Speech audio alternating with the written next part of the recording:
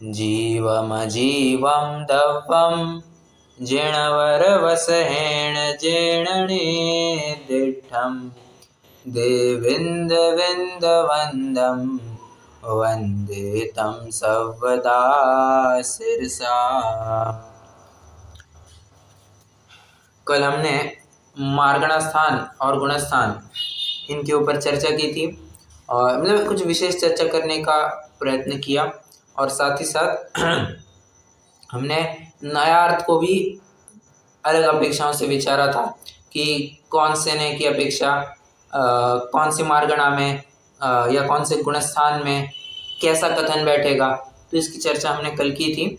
और इसी के साथ हमारी 13वीं गाथा भी पूरी हो गई थी। 11वीं गाथा में जीव त्रस स्थावरों से रहित है ये बताया। 12वीं गाथा में जीव 14 जीव समाज से रहित है ये बात बताई। और 13वीं गाथा में जो मार्गणास्थान गुणस्थान से अतीत है ये बात बताई। कैसे अतीत है? स्वभाव से जानना। ये जितनी भी बातें मैंने अभी कही ये सब स्वभाव से बातें हैं। पर्याय में जरूर है कि गुणस्थान है वो सूक्ष्म है, वो बादर है, जीव समाज से युक्त है, वो स्थावर है, वो त्रस है, सब मान्य है। किंतु अब स्वभाव की आपका माइक चालू है जी।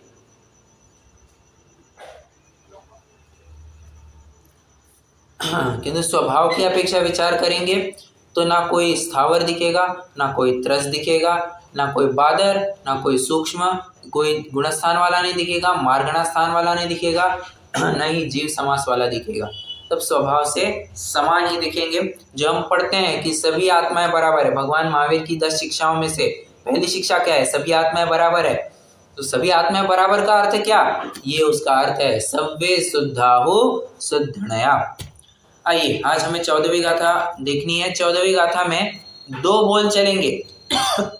7 बोल की चर्चा हो गई, जहां पर हमने देखा हर बोल को कम से कम एक गाथा तो अलॉट की है। कहीं कहीं 2 गाथा हो गई, कहीं 3 गाथा हो गई। जैसे अभी देखा अपन ने संसारत्व तो इस बोल के लिए 3 गाथाएं लगा दी थी। अब सिद्धो और विश्वसो डगई इन दोनों बोलों को मिला करके एक गाथा में स्पष्टीकरण करने वाले हैं। 14वीं गाथा का पूर्वार्ध ये सिद्धो और उत्तरार्ध विश्वसो ढगई इस बोल के ऊपर चर्चा करने वाले हैं। आइए हम गाथा पढ़ते हैं पहले।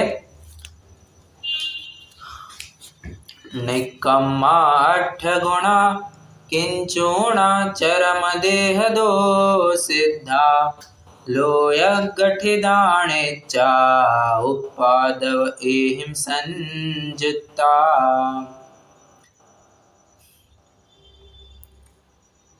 इसमें जो मैंने कहा कि सिद्धा, देखिए बात आ गई सिद्धा मतलब सिद्ध नामक बोल की चर्चा। सिद्ध जीव कैसे होते हैं तो इनके यहाँ पर 4 विशेषण बता रहे हैं। कितने विशेषण बता रहे हैं? 4।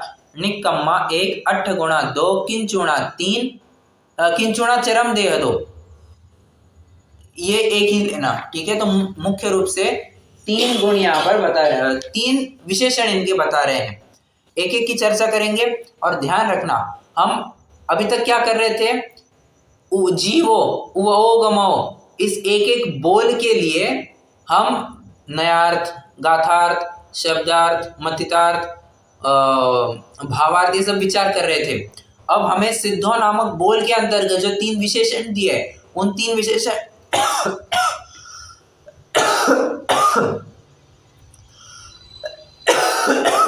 सॉरी जो 3 विशेषण दिए हैं उन 3 विशेषण को इंडिविजुअली हमें इन सब 5 बातों की चर्चा करनी है, ठीक है। आइए सबसे पहले निकम्मा। अब इसके ऊपर भी काफी चर्चा हो चुकी है अपनी। सिद्धों के लिए निकम्मा इस विशेषण का प्रयोग किया है। आज मैं आपको एक सीधा सा प्रश्न पूछूं, आप लोक में किसी को भी जाकर के रैंडमली किसी को भी पकड़ो जिसको हिंदी आती है डेफिनेटली, उसको आपको निकम्मा, वो क्या करेगा? वो हमें क्या करेगा? हाँ उसको तो गाली लगेगी। वो 1-2 लाफे लगा करके कान के नीचे बजा करके हमको बाजू में कर देगा, आया निकम्मा कहेगा, तेरे को काम नहीं है मेरे को निकम्मा कहता है, ऐसा कह करके हमको बाजू में कर देगा। किंतु हमारे यहाँ निकम्मा ये बहुत ही पूज्य शब्द है। कैसे? अरे निकम्मा अर्थ तो समझो, निष्कर्मा, जिन्होंने 8 कर्मों का त्याग कर दिया है, त्याग नहीं नाश कर दिया है। त्याग कहना भी वो थोड़ा सा उसमें क्या बता, पुरुषार्थ की कमी दिखाई देती है, उनका नाश कर दिया है। हाँ, तो निष्कर्म हो गए हैं। और सिद्ध भगवान के लिए विशेषण प्रयोग किया, जो लोकांत विराजे क्षण में जा, लोक के अग्रभाग में जाकर के स्थित हुए हैं। जिस प्रकार राजा सबसे ऊपर बैठता है, उसी प्रकार सिद्ध भगवान सबसे ऊपर जाकर के स्थित हुए हैं। तो उनके लिए निकम्मा इतने बड़े विशेषण का प्रयोग किया जाता है। लोक में तो ये गाली हो गई है, होता है ना। जब भी कोई संस्कृति बहुत बढ़ रही होती है तो विरोधी पक्ष वाले उनके पूज्य शब्दों को उठा करके उनको उनकी मिट्टी पलित कर देते हैं। जैसे अभी का एक उदाहरण दिया। दूसरा उदाहरण, जब जैनियों को या जैनियों के विरोध में, बौद्धों के विरोध में कुछ बोलना था तो अन्य मतियों ने क्या किया, वे कहते थे ये उनके जैनियों के पास या बौद्धों के पास मत जाओ, वो तुम्हें बुद्धू बना देंगे। अब जैनियों में, बौद्धों में बुद्धू ये बहुत परम पवित्र शब्द है। बुद्धू, गौतम बुद्ध के ऊपर से बुद्धू, और बुद्धू ये जानते हैं किसके लिए शब्द का प्रयोग किया है? केवल ज्ञानी जो होते हैं उनको बुद्धू बताया जाता है। मतलब अरे जो संपूर्ण ज्ञान के धारी हो गए हैं, ज्ञान तो स्वभाव से 3 लोक 3 काल को जानने वाला ही था, किंतु पर्याय में भी अब वैसी अवस्था प्रकट हो गई है कि पर्याय में भी उस स्वभाव का ही रिफ्लेक्शन हो रहा है। बस ऐसे केवल ज्ञानी जीव को बुद्धू कहा जाता है। और लोक में किस अर्थ में प्रयोग किया जाता है? जो निरी मूर्ख अज्ञानी प्राणी होता है उसको बुद्धू कहा जाता है। ठीक है, प्रश्न है मेरा, क्या हम सभी बुद्धू है? ये प्रैक्टिकल ना अपने बच्चों के ऊपर करके देखना। बहुत होशियार होगा बच्चा, या पति या पत्नी कोई भी हो, उसको कह करके देखना। हाँ, सांस को मत कहना वरना दिक्कत हो जाएगी, आप बुद्धू हो ऐसा कहना नहीं। लोग तो गाली समझ करके बहुत दिक्कत हो जाएगी वहां पे, किंतु ये फैक्ट है। आप उनको इस प्रकार से चर्चा कीजिए आप। वैसे बच्चे अगर होंगे तो आप उनके साथ ऐसी बात कीजिए, जानते हो जिनवानी में सबको बुद्धू कहा है, मतलब मैं भी बुद्धू हूँ, तुम भी बुद्धू हो। कैसे? अरे हम सभी बुद्ध, ध धी धी ज्ञान, ज्ञान से युक्त है, इसलिए तुम भी बुद्धू हो, मैं भी बुद्धू हूँ। ठीक है, प्रैक्टिकल करके देख सकते हैं, कोई बात नहीं। मैं हमारी माता जी को भी कह दूंगा, हमारी माता जी अभी कह रही है तुम बुद्धू हो।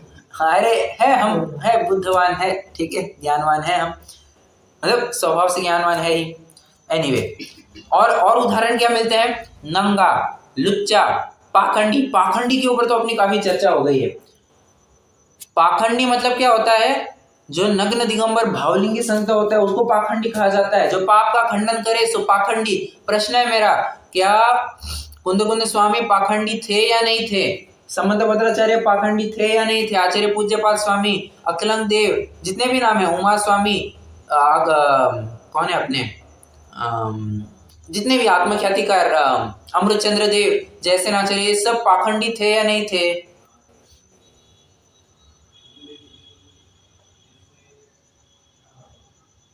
यस, वे पाखंडी थे। क्यों? पाप का खंडन करे सो पाखंडी।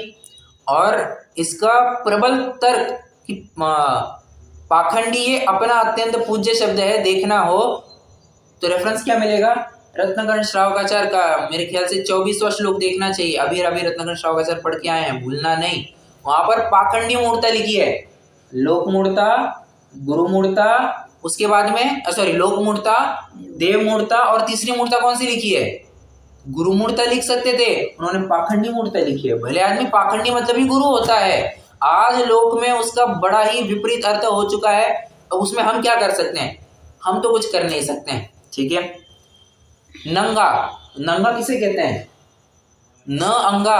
अरे हम अंग वाले थोड़ी ना है, हम अंग रहित है। ये जो शरीर के अंगोपांग दिख रहे हैं हम उनसे युक्त थोड़ी ना है। हमारे अनंत गुण ही हमारे अंग है।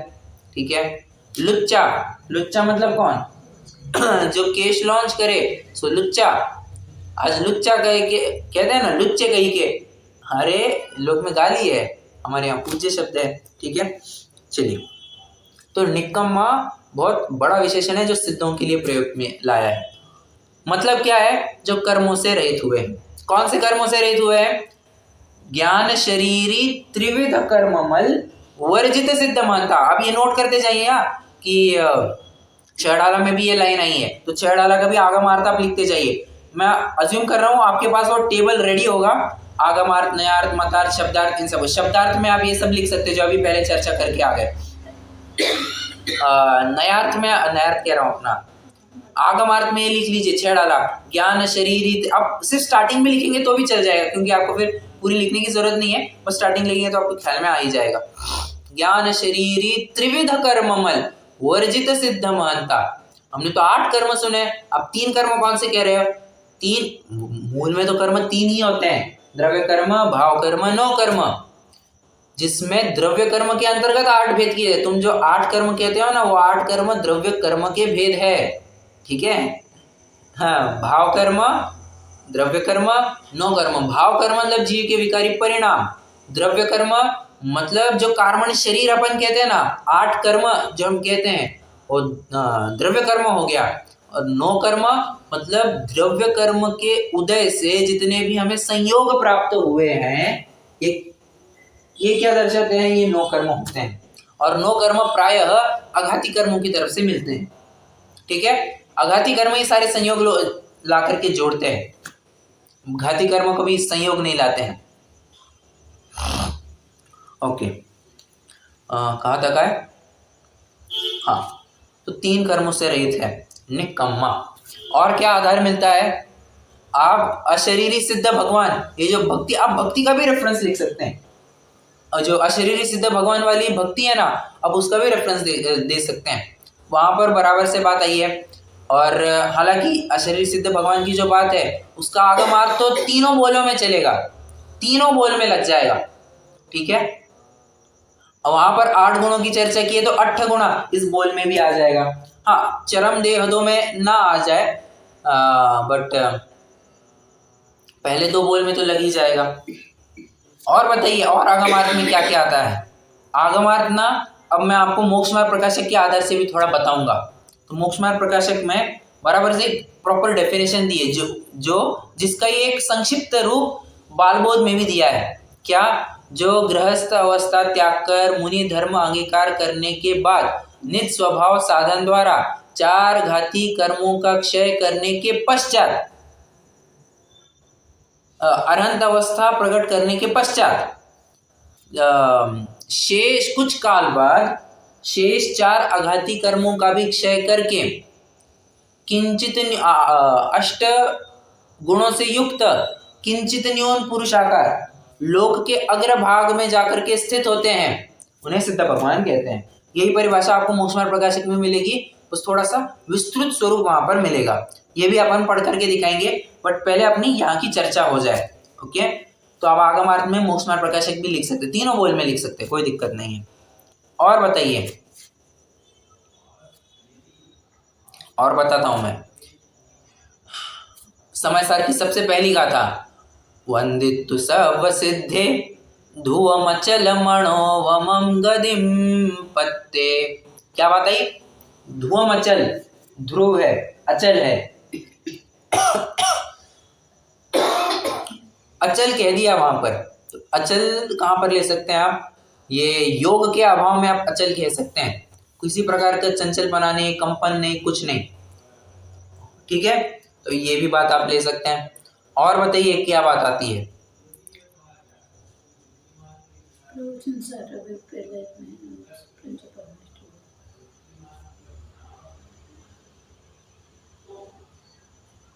आपको ख्याल में आपको कोई आगमार्थ?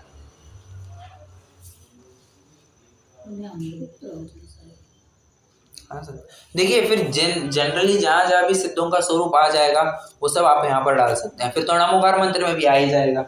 नमोकार मंत्र भी तो क्या है, वहां पर पंच परमेष्टि की बात की है, तो सिद्ध भगवान के रेफरेंस के रूप में आप वो डाल सकते हैं आगमार्थ में। तो जहां पर भी सिद्ध भगवान की चर्चा आई है वो आप ले सकते हैं। और कल भी अपन ने एक बात देखी थी, क्या? मार्गणा स्थान में तो वो भी एक अपेक्षा डाल सकते हैं। कैसे? सिद्ध भगवान कैसे हैं? मार्गणा से अतीत। कौन से मार्ग? गति की 4 मार्गणा है, 5वीं मार्गणा बता दी अगति मार्गणा, कि बाबा जो इन 4 गतियों में से कोई भी नहीं ऐसे गति को, पंचम गति को प्राप्त हुए हैं। बराबर। तो ये सब रेफरेंस आप आगम अर्थ में जरूर डाल सकते हैं। अब आइए हमें चर्चा करनी है नयार्थ की। निकम्मा कहा है, कर्मों से रहित कहा है। अब आप ही जरा सोच करके बताइए ये कौन से नय का विषय बनेगा? सिद्ध भगवान निष्कर्म है, निष्कर्म साध्य मेरे। आइए वो आश्चर्य सिद्ध भगवान की भक्ति में बस। तो निष्कर्म, सिद्ध भगवान निष्कर्म है, निकम्मा है, ये कौन से नय का कथन बनेगा?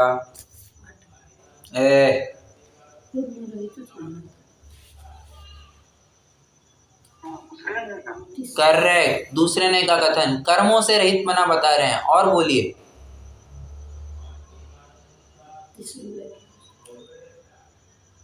स्वभाव की अपेक्षा आत्मा में कर्म है ही नहीं, तो आठवां नहीं भी लगेगा। हाँ, उस हिसाब से लगाना चाहे तो लगाइए, परंतु वहां पर देखिए, हाँ, सिद्ध भगवान निष्कर्म हुए हैं, ये पर्याय की अपेक्षा से ही बात आती है। द्रव्य अकर्म है, अकर्म रूप है, सिद्ध भगवान निष्कर्म, अकर्म रूप और निष्कर्म रूप, इसमें क्या अंतर है?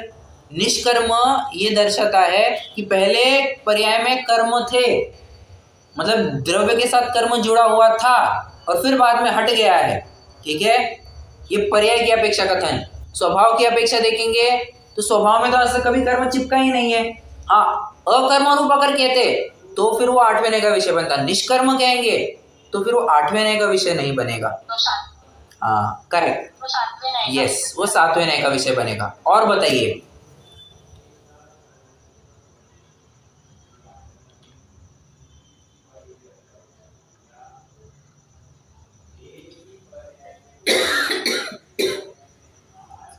हालांकि एक बात और समझिए, 7वां नय भी ना अपन यहाँ पर नहीं लेंगे, अपन 8 गुना में लेंगे। क्यों? 7वें नय में निर्मल पर्याय से एकत्व करके दिखाया है, वहां पर किसी भी मलिन पर्याय के त्याग की बात नहीं की, अगर आपको याद आ रहा होगा तो। निर्मल, एकमात्र निर्मल पर्याय की अपेक्षा ही बात की है और उसमें भी एकत्व करके दिखाया है। मलिन पर्याय से विरक्ति दिखाई है, ऐसा आपको दूसरे नय की अपेक्षा कहना होगा। तो जो आप कह रहे हैं ना 7वां नय, वो 8 गुना इसके अंतर्गत जरूर आ जाएगा, तो आप उतना चेंज कर लीजिए। अरे बड़ी सिंपल बात है, अपन ने चर्चा की शुरुआत में क्या किया था? 3 भेद किए थे कर्मों के, द्रव्य कर्म, भाव कर्म, नौ कर्म। तो नौ कर्म की अपेक्षा नौ कर्म का त्याग कर दिया, या नौ कर्म से रहित हुए हैं, ये पहले नय का विषय। द्रव्य कर्म से रहित हुए हैं, दूसरे नय का विषय। और भाव कर्म से रहित हुए हैं, ये तीसरे नय का भी विषय, 5वें नय का भी विषय। ठीक है,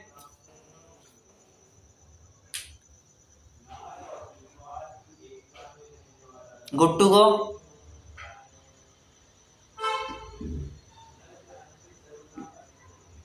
अरे समझ में आ रहा है क्या?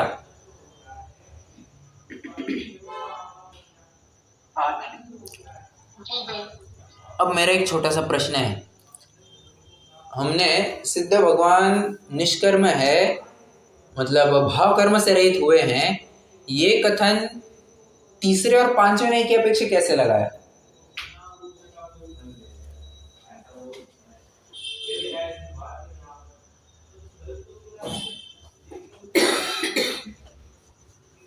बताइए।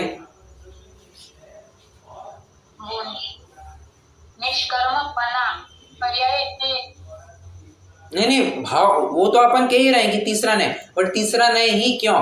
भाव कर्म तीसरे नय में आएगा। हाँ, पर भाव कर्म से रहित हुए हैं, ये कथन भी तीसरे नय का विषय कैसे?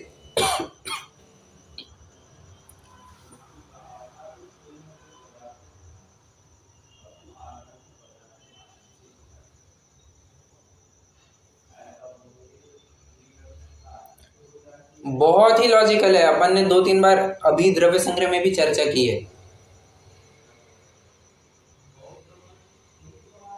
एनीवन? अरे ये बात भी, आप जो बोलते हैं ना हाँ कर्मों से, ये भाव कर्मों से रहित है और फिर उससे सहित, मतलब सहित से अब रहित हो गई तो उसकी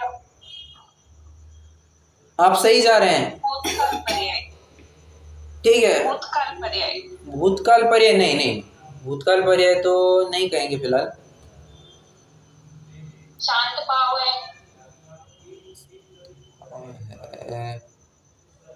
पर वो तो अपन कैसे कह रहे हैं, भाव कर्म से युक्त है, अपन तब कथन करते हैं ना, तो भाव कर्म से रहित है, ये तीसरे ने का विषय कैसे बना?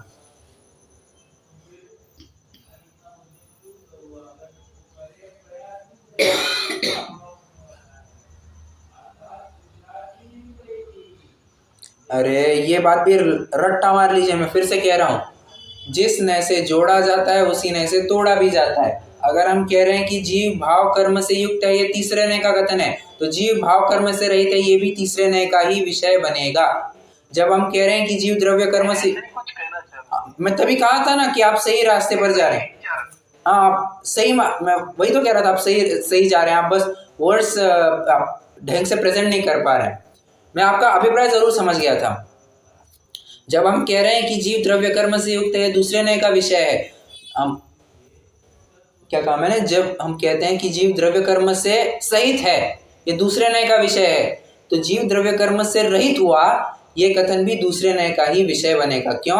जिस नय से जोड़ा जाता है उसी नय से तोड़ा भी जाता है। ठीक है, ये बात भी रट्टा मार लीजिए, याद कर लीजिए, कुछ भी कीजिए।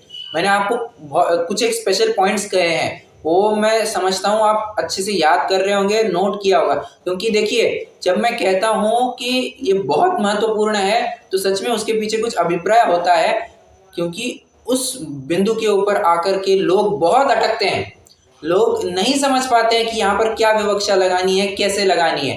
अब मैंने आपको ये भी कहा था, 8वें नय का विषय लगाने से पहले आपको 10 दफे सोचना चाहिए कि जो कथन किया गया है वो पर्याय अपेक्षा किया गया या स्वभाव अपेक्षा किया गया।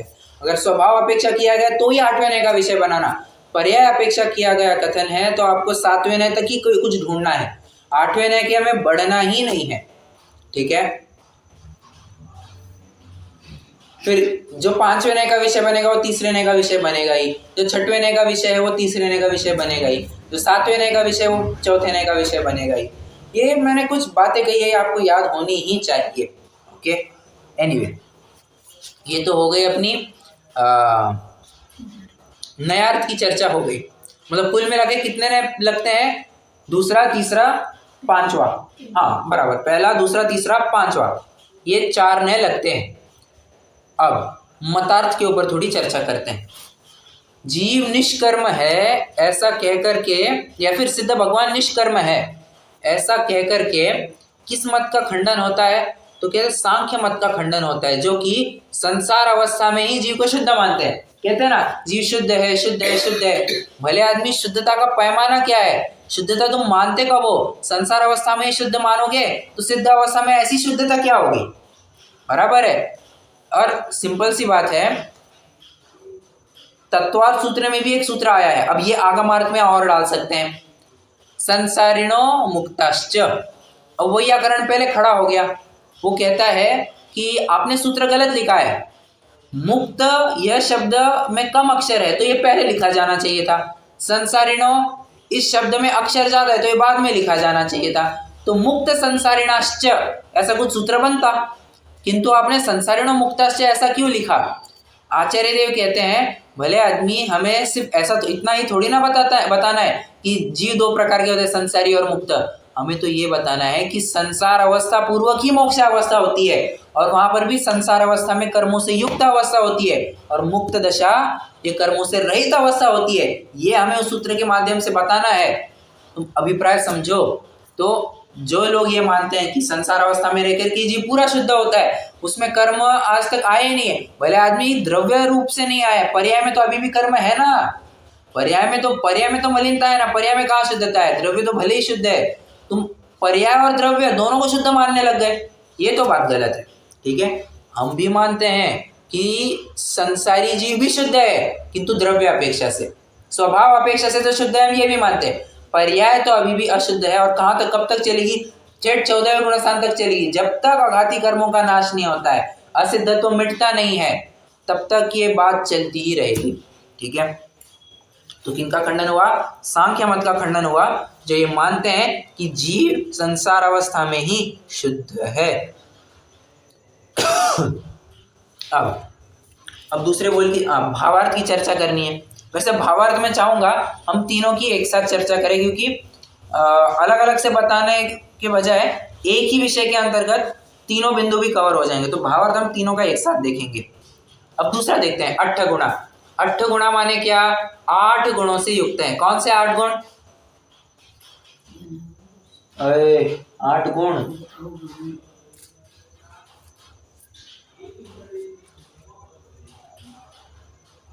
वो 8 कर्म के अभाव में जो प्रकट हुए वो कौन कौन से? कैसे हो गए? आपको पूरा बताना है, पूरा बताइए। एक मिनट डॉक्टर साहब रुकिए। कोमल जी बोलिए। केवल ज्ञान, केवल दर्शन, अनंत वीर्य। किसके अभाव में ये भी बताना है रे?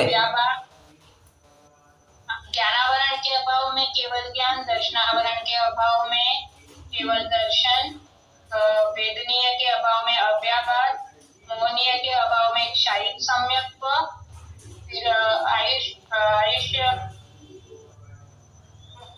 आयु के अभाव में अवगाहनत्व, फिर नाम कर्म के अभाव में सूक्ष्मत्व, पुत्र कर्म के अभाव में अगुरु लघुत्व, और अंतराय कर्म के अभाव में अनंत वीर्य।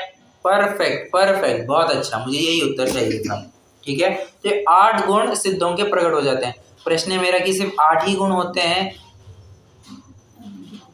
क्या? सिर्फ 8 ही गुण प्रकट होते हैं?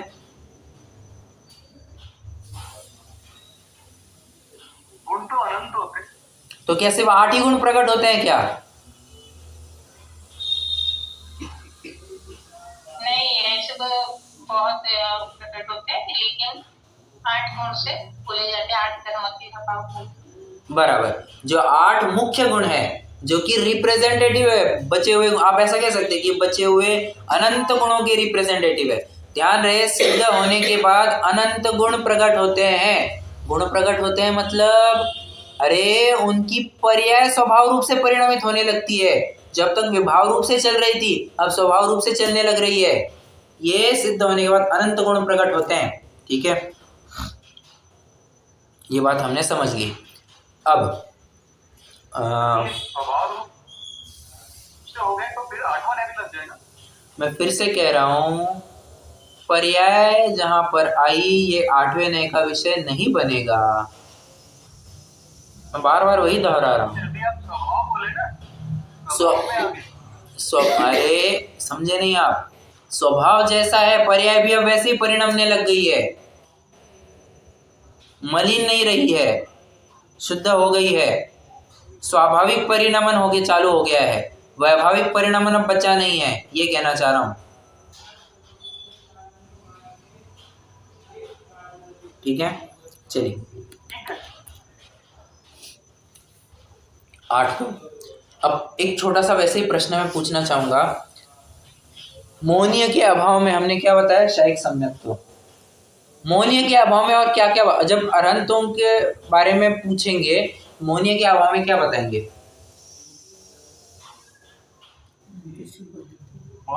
सुख बताया अपन। करेक्ट, अनंत सुख बताया है। और जब नव केवल लब्धि की बात आएगी तो मोहनीय के अभाव में क्या बताएंगे?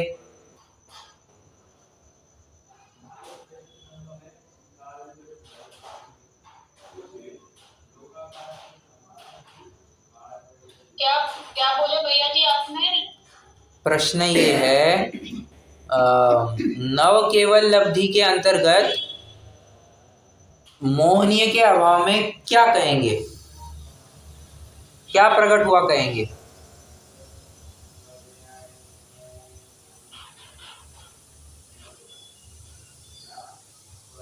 नव लब्धि यानी वही ना, दानांतराय, लाभांतराय। नहीं, क्या कहा? नवलब्धि में ये आते हैं 4 दानांतराय, लाभांतराय। 4 9 वो ये बोल रहा है। ये तो 4 तो अनंत हो रहे हैं, 4 दर्शन सुख वीर्य, और ये अंतराय जो आप बोल रहे हैं। नहीं नहीं नहीं नहीं, 9 केवल लब्धि अलग है, 9 केवल लब्धि थोड़ी अलग है। नवलब्धि कौन सी है? सॉरी, अरे जो क्षयिक भाव है ना, क्षयिक भाव के 9 भेद, वही तो 9 केवल लब्धि कहलाती है। कौन से?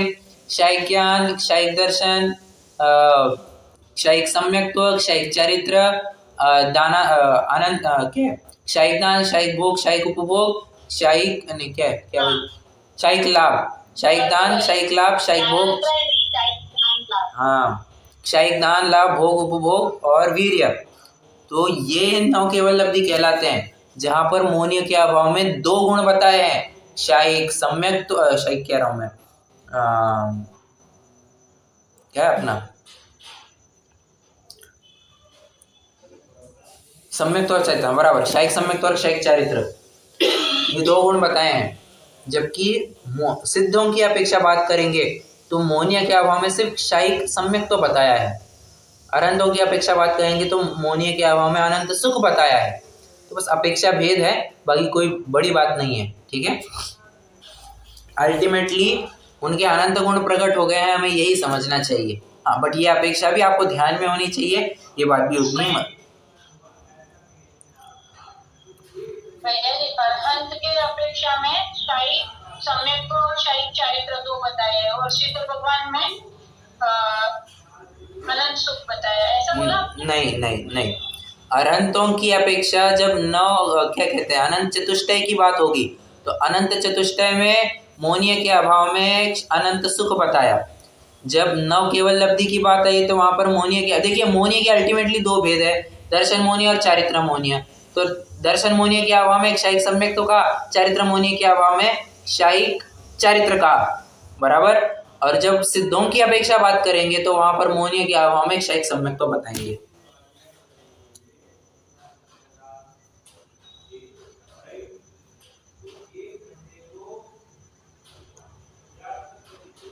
ठीक है, ओके, चलिए। तो 8 गुणा, इन 8 गुणों से युक्त सिद्ध भगवान होते हैं। ज्ञान क्या अपना केवल ज्ञान, 3 लोग 3 काल, केवल ज्ञान, केवल दर्शन, क्या है अपना क्षयिक सम्यक्त्व,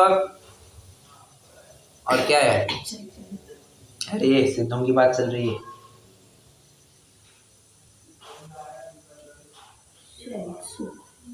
अरे अव्ययवाद सुख होते हैं उनके। ज्ञानावरण के अभाव में केवल ज्ञान, दर्शनावरण के अभाव में केवल दर्शन, क्या अपना मोहनीय के अभाव में क्षयिक सम्यक्त्व, अंतराय के अभाव में अनंत वीर्य, फिर बराबर वेदनीय के अभाव में अव्ययवाद सुख, नाम कर्म के अभाव में सूक्ष्मत्व, गोत्र के अभाव में अगुरु लघुत्व, और आयुष के अभाव में अवगाहनत्व, बराबर। ये 8 गुण हो गए। अब एक प्रश्न है मेरा, जो कि हर बार अपनी चर्चा होती है, अव्ययवाद सुख और अनंत सुख में क्या अंतर करेंगे?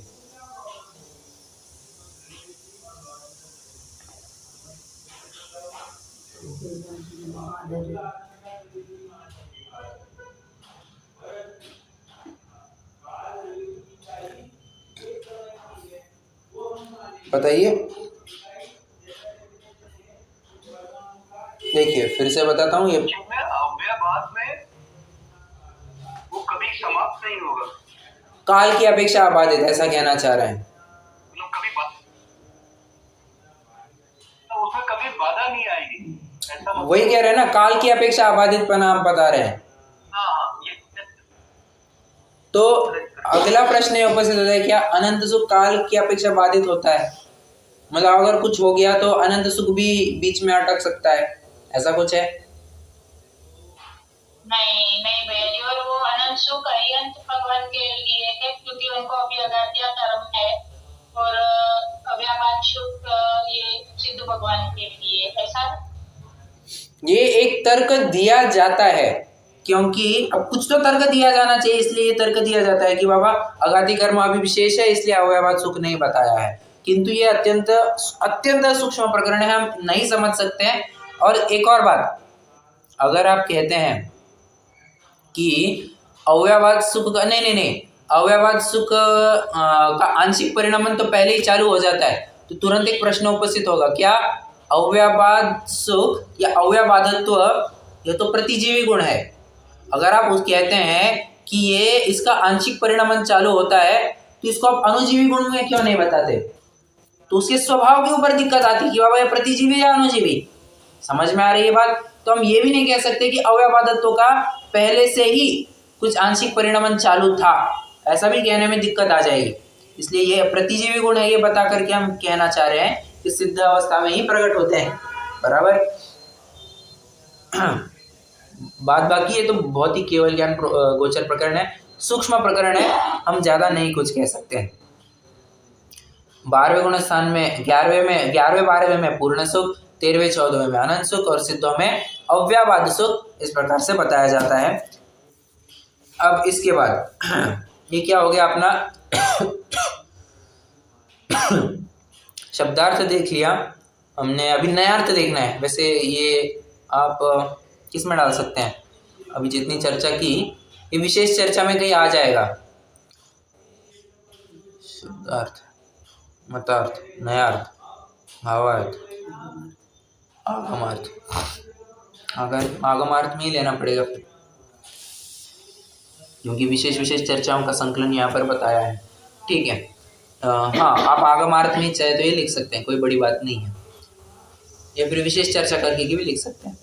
अब नयार्थ के ऊपर चर्चा करते हैं। अब आपका उत्तर आएगा क्या, 7वें ने का विषय और 4थे ने का विषय। अब यहाँ पर गलती से भी मत कहना कि पहले ने का विषय, दूसरे ने का विषय, तीसरे ने का विषय, 5वें का, 6वें का, बिल्कुल भी नहीं। यहाँ पे चौथा और 7वें 2 ही नहीं लगेंगे। क्यों? निर्मल पर्याय से युक्त बताया जा रहा है, तो 4थे और 7वें ने का ही विषय बनेगा। बराबर है। तो क्या कहना चाहिए,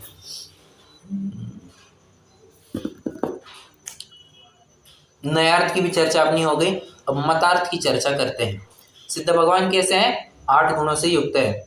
तो ये कह करके उनका खंडन हुआ जो मोक्ष अवस्था में भी गुणों का अभाव मानते हैं।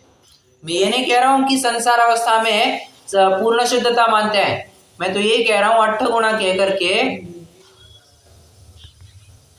हाँ, मतार्थ की बात करें, थोड़े से डिस्कनेक्ट हो गए थे अपन। मैं फिर से कहता हूं, 8 गुणा ऐसा कह करके जो संसार अवस्था में शुद्ध मानते हैं, इनका खंडन नहीं हो रहा है।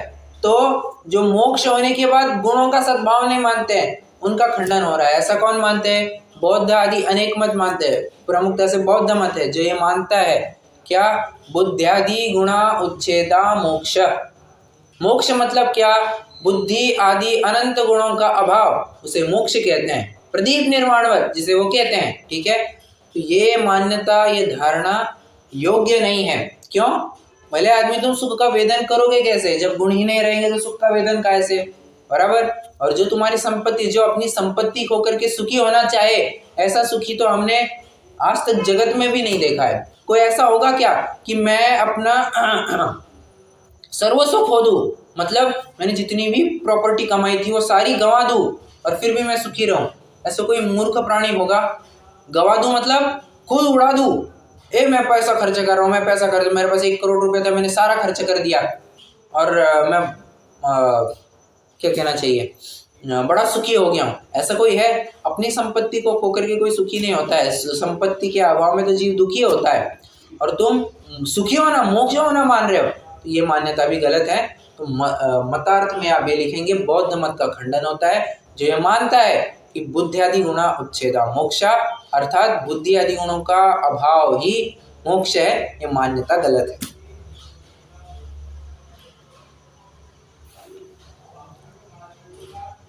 आगमार्थ भी हो गया है, नयार्थ भी हो गया, मतार्थ भी हो गया, शब्दार्थ भी हो गया। अब भावार्थ बचा है, भावार्थ अपन वैसे भी एंड में करने वाले हैं, ठीक है। अभी किंचुणा चरम देह दो, इसकी बात करते हैं। ये तीसरा पद है, किंचुणा चरम देह दो, मतलब उनका आकार कैसे होता है, किंच ऊणा, किंचित न्यून, चरम देह दो, अंतिम शरीर से कुछ न्यून, वैसा उनका आकार होता है। और कैसा होता है, ठोस होता है, मतलब जितनी भी पोलाई थी अंदर में, जितना भी हॉलो पार्ट था, नलियां है, कुछ वेन्स है, आर्टरीज है, जिनके माध्यम जहाँ पर हॉलो पार्ट बना रहता था, तो वो सब पोलाई अब हट करके अत्यंत ठोस पना आ गया है, उनमें घन रूप हो गए हैं। देखिए मतलब कितनी बड़ी बातें कह रहे हैं, जित सारी पोल पट्टी खुल गई, सॉरी पोल पट्टी बंद हो गई। हाँ, लोग में क्या पोल पट्टी बंद हो गई मतलब पोल पट्टी खत्म हो गई मतलब क्या, लोक में पोल पट्टी खुलती है, यहाँ बंद होती है। हाँ हाँ वो है, हाँ बट वो बात भी सही है, लोग में पोल पट्टी खुलती है, यहाँ पोल पट्टी बंद हो रही है। पोल पट्टी बंद हो रही है मतलब क्या, अरे जितने भी लूप होल्स थे, वे सारे लूप होल्स को प्रॉपर उन्हें सीमेंटिंग कर दिया है। वो उसको जो होल था, वो होल को बराबर रुका दिया है, अब खत्म, अब इसके बाद कोई लीकेज नहीं होगा। उसी प्रकार जो आज तक क्या हो रहा था, एक कर्मों के माध्यम से अनेक वर्गणाओं को ग्रहण कर रहा था, किंतु अब ये ग्रहण नहीं करेगा, ठीक है, ये बात आपको समझनी चाहिए। किंचित न्यून पुरुषाकार, तो मतलब पोल पट्टी हट गई, इसका अर्थ ये बनता है पोलाई खत्म हो गई। किंचित न्यून, अब किंचित न्यून मतलब कितना, ये भी एक प्रश्न उपस्थित होता है। कोई कहता है किंचित न्यून मतलब हम कुछ नहीं कह सकते, बस जितना भी ठोस जीव हो सकता है उतना हो गया, बस वही किंचित न्यून हो गया। किंतु किन आचार्य विद्वानों का यह मानना है कि जितने मूल शरीर की अवगाहना थी, उससे 2/3 अवगाहना इनकी सिद्ध अवस्था की हो जाती है, मतलब एक प्रकार से 14वें गुणस्थान में ही 2/3 मतलब कैसे, मान के चलिए अनंत 13वें गुणस्थान तक क्या, मैं थोड़ा वही उदाहरण लेता हूँ, 30 धनुष थी, कितनी अवगाहना थी, 30 हाइट की अपेक्षा बात करूं मैं, 30 थी, तो घट करके कितनी हो जाएगी, 2/3, 20 ही हो जाएगी। ऐसा एक आचार्य मत का मानना है, ये जब पोलाई जब हट जाएगी तो 2/3 हो जाएगी, ऐसा उनका मानना है। ये 2 आचार्य अपेक्षा है, हम ज़्यादा कुछ कह नहीं सकते हैं, हमें बस दोनों अपेक्षाएं पता होनी चाहिए। और किंचित किसका, पुरुष आकार, स्त्री आकार नहीं कह रहे हैं, पुरुष आकार कह रहे हैं, मतलब जो मत ये मानता है, अब ये मतार्थ में लिखेंगे, श्वेतांबर मत ये मानता है कि स्त्री अवस्था से भी मुक्ति होती है, तो उसका यहाँ पर खंडन हो गया, पुरुष आकार ही कहना है। अगर पुरुष आकार नहीं होगा तो मोक्ष की प्राप्ति नहीं, अंदर में भाव वेद कुछ भी हो, और नपुंसक हो तो भी चलेगा, बाहर में तो पुरुष वेद ही होना चाहिए, ठीक है।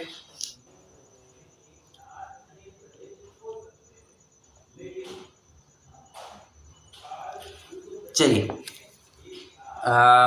ये क्या हो गया अपना, किंचुना चरम देह दो, इस सिद्धा की चर्चा अपन ने कर ली। अब जो विश्व डगई है उसकी चर्चा अपन कल करेंगे। अभी तो मैं आपको थोड़ा मोक्ष मार्ग प्रकाशक में से ही कुछ पढ़ करके दिखाना चाहूँगा। मोक्ष मार्ग मैं आपको कह रहा था ना कि आगमार्ग में लेंगे अपन, तो आप पेज नंबर 2 ले लीजिए, सिद्धों का स्वरूप हमें थोड़ा पढ़ना है।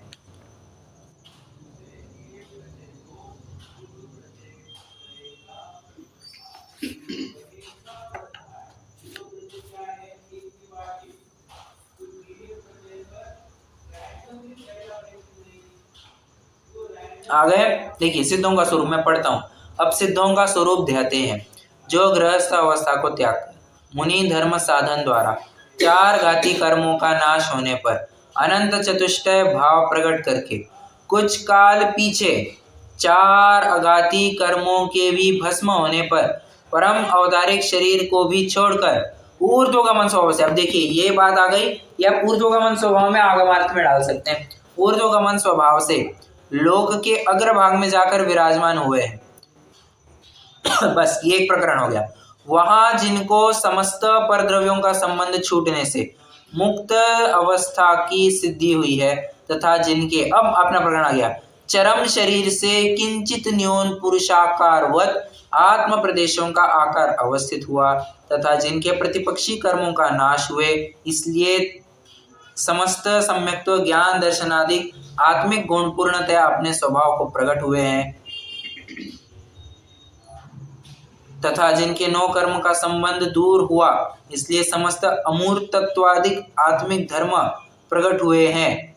अरे अपना प्रकरण कहाँ गया? अष्टगुणों से युक्त हो गए हैं और कर्मों से रहित हो गए हैं। कर्मों से रहित हो गए, यहाँ पर तो बात आ गई। हाँ, आत्मिक गुण संपूर्णतया प्रकट हुए, मतलब क्या, ये गुण भी, समस्त गुण प्रकट हो गए, ये भी बात यहाँ पर बताई गई है, बराबर। तो उसमें यही पढ़ करके दिखाना था, तो ग्रंथ में भी आपको ये बात मिल जाएगी। ओके, किंचित न्यून पुरुषाकार, ये भी बात अपन ने देख ली। भावार्थ में क्या आएगा?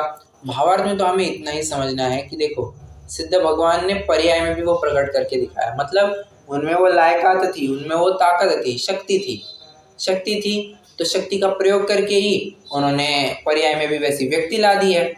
अगर हम भी उसी प्रकार की शक्ति का प्रयोग करेंगे, कैसी शक्ति? आत्मिक शक्ति। अगर आत्मिक शक्ति का अवलंबन लेंगे तो बराबरी से हम भी पर्याय में सिद्धत्व प्राप्त कर पाएंगे। यही इसका भावार्थ है। चलिए रुकते हैं, कोई प्रश्न हो तो जरूर पूछ सकते हैं।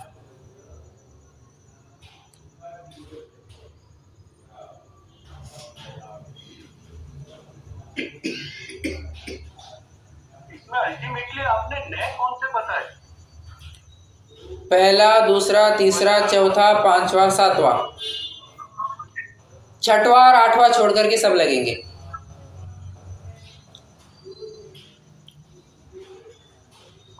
क्योंकि आप व्यू कैसे करते हैं इस कथन को, उस पर निर्भर करेगा।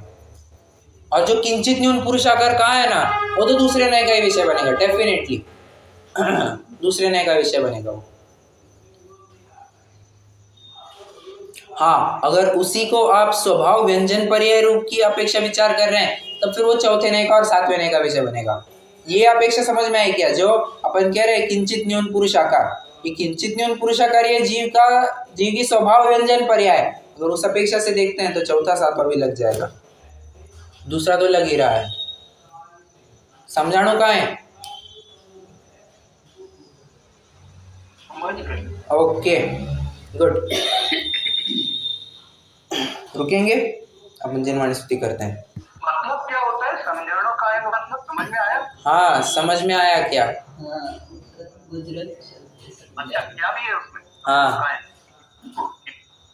ओके।